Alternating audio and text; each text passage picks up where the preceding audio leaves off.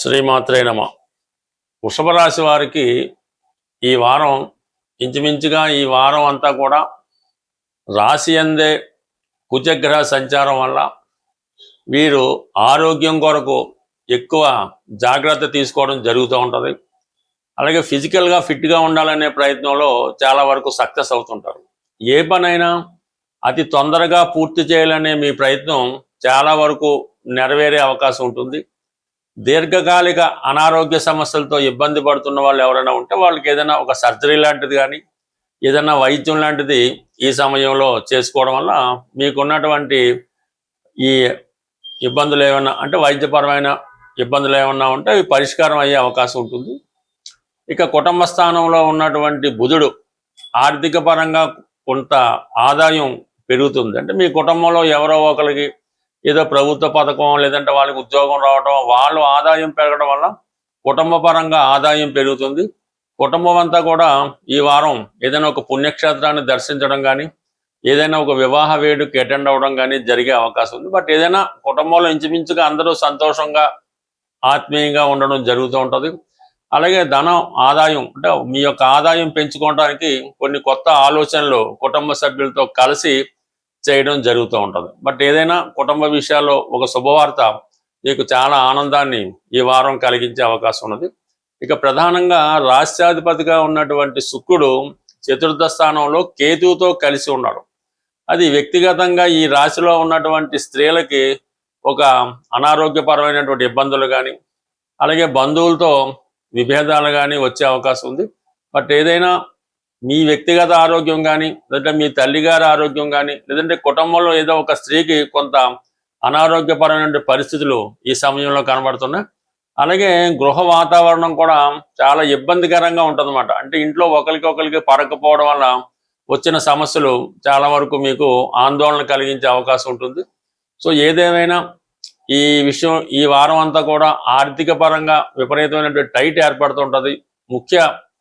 ముఖ్యమైన కొన్ని పనులు ధన ఇబ్బంది కారణంగా వాయిదా పడడం కూడా జరుగుతూ ఉంటుంది. ఇంకా ప్రధానంగా మనకి తృతీయ స్థానంలో రెండు ప్రధాన గ్రహాలైనటువంటి గురువు రవి కలిసి ఉండడం అన్నది మీకు కొంత కొత్త వారితో కొన్ని కొత్త పరిచయాలు ఏర్పడుతూ ఉంటాయి. అవి మీకు వివాహ సంబంధం విషయంలో వివాహ ప్రయత్నాలు కానీ ఏదైనా విద్యా సంబంధించిన విషయాల్లో కానీ కొత్త ఉద్యోగ ప్రయత్నంలో కానీ మీకు కొత్తగా పరిచయమైనటువంటి కొద్దిగా అధికార హోదా కలిగినట్టు వారు సంపూర్ణంగా సహకరిస్తారు. మీ ఆలోచన విధానంలో కూడా చాలా కొత్తగా ఆలోచించి చేసే ప్రయత్నాలు చాలా వరకు విజయవంతం అయ్యే అవకాశం ఉంది. బట్ ఏదైనప్పుడు కూడా విద్యార్థులకి ఇది ఆశాజనకంగా ఉంటుంది. నిరుద్యోగులు లాంటి వాళ్ళు చేసే కొత్త ఉద్యోగ ప్రయత్నాలు చాలా వరకు ఫలించే అవకాశం ఉన్నది. అంటే 3లో ఉన్నటువంటి గురువు అటు 7వ స్థానాన్ని 11వ స్థానాన్ని యాక్టివేట్ చేయడం వల్ల ఏమవుతుందంటే వివాహపరంగా ఉన్నటువంటి సమస్యలు ఏవైనా ఉంటే పరిష్కారం అవుతాయి.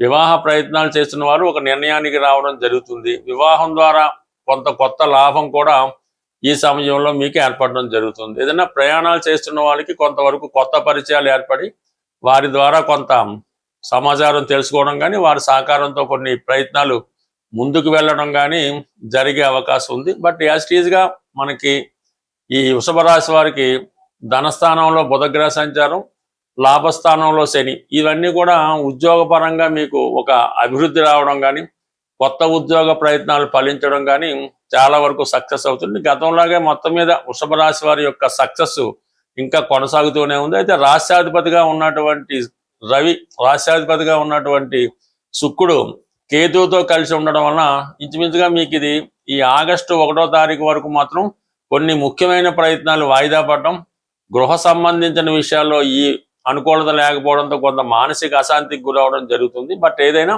ఆగస్టు 1 తర్వాత ఈ శుక్రుడు యొక్క మార్పుతో మీరు కొన్ని కొత్త ఆలోచనలు చేయడం కానీ కొన్ని ముఖ్యమైన నిర్ణయాలు అమలు చేయడం కానీ జరిగే అవకాశం ఉంటుంది. ప్రస్తుతం ఈ గ్రహస్థితి గోచార గ్రహస్థితి ప్రకారం మనకి గురుమౌఢ్యం జరుగుతుంది. దానివల్ల శుభకార్యాలు వాయిదా వేసుకోవాలి, కొత్త వ్యాపారాలు ప్రారంభించకూడదు, కొత్తగా ఇల్లు మారడం కూడా చేయకూడదు.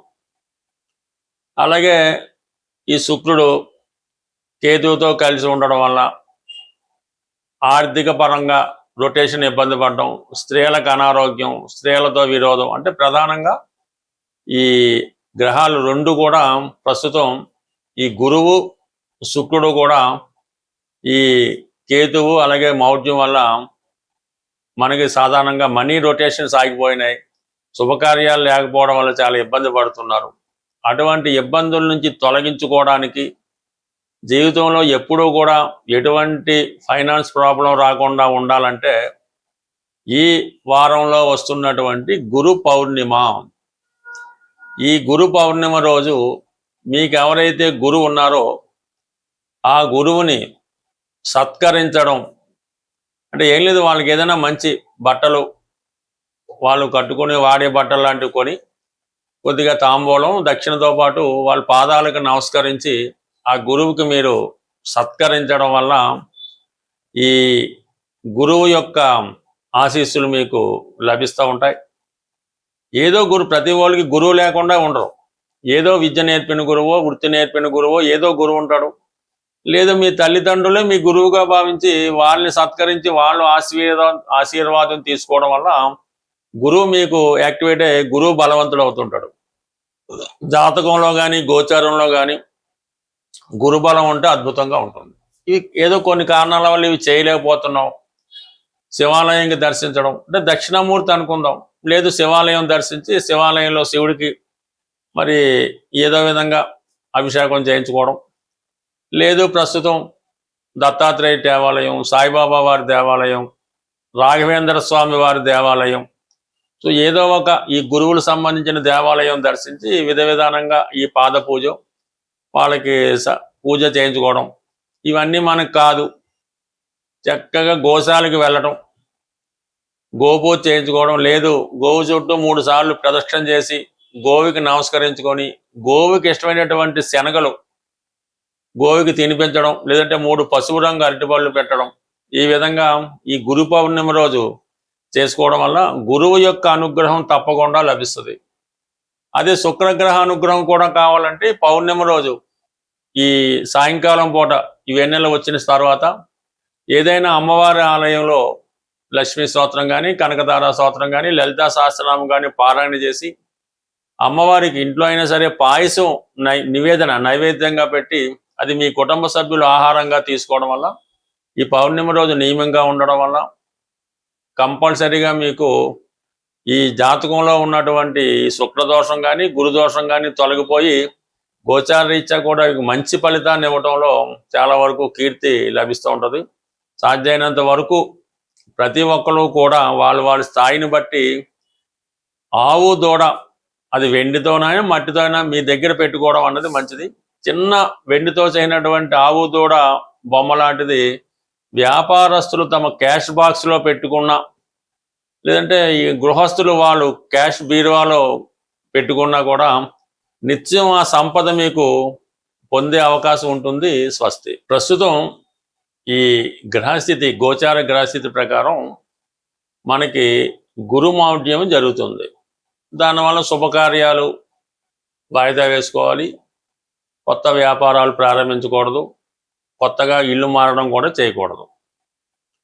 అలాగే ఈ శుక్రుడు కేతువుతో కలిసి ఉండడం వల్ల ఆర్థిక పరంగా రొటేషన్ ఇబ్బంది పడడం, స్త్రీలకు అనారోగ్యం, స్త్రీలతో విరోధం, అంటే ప్రధానంగా ఈ గ్రహాలు రెండు కూడా ప్రస్తుతం ఈ గురువు శుక్రుడు కూడా ఈ కేతువు అలాగే మౌఢ్యం వల్ల మనకి సాధారణంగా మనీ రొటేషన్స్ ఆగిపోయినాయి.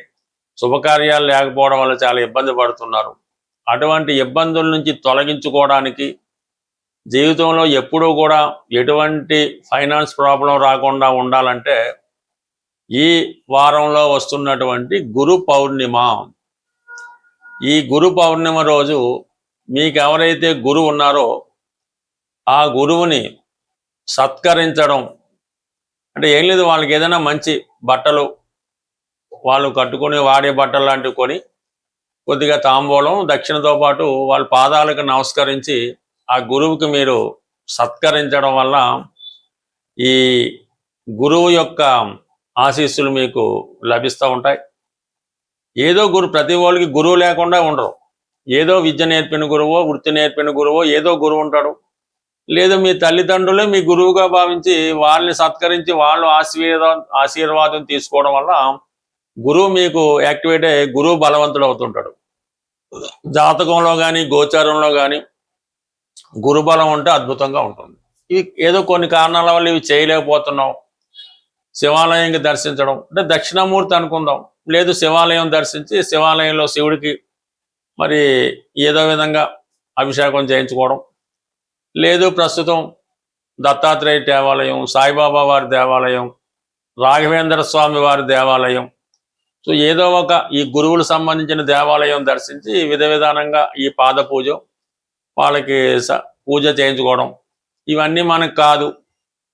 చక్కగా గోశాలకు వెళ్ళడం, గోపూజ చేయించుకోవడం, లేదు గోవు చుట్టూ 3 సార్లు ప్రదక్షిణ చేసి గోవుకి నమస్కరించుకొని గోవుకి ఇష్టమైనటువంటి శనగలు గోవుకి తినిపించడం, లేదంటే 3 పసుపు రంగు అరటిపళ్ళు పెట్టడం, ఈ విధంగా ఈ గురు పౌర్ణమి రోజు చేసుకోవడం వల్ల గురువు యొక్క అనుగ్రహం తప్పకుండా లభిస్తుంది.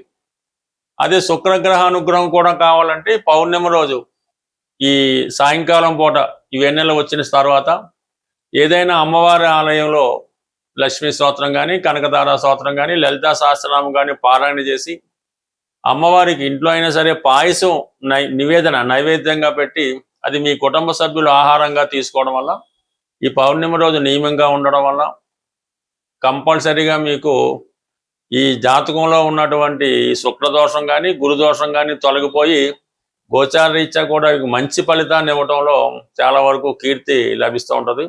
సాధ్యమైనంత వరకు ప్రతి ఒక్కరు కూడా వాళ్ళ స్థాయిని బట్టి ఆవు దూడ అది వెండితోనైనా మట్టితోనైనా మీ దగ్గర పెట్టుకోవడం అన్నది మంచిది.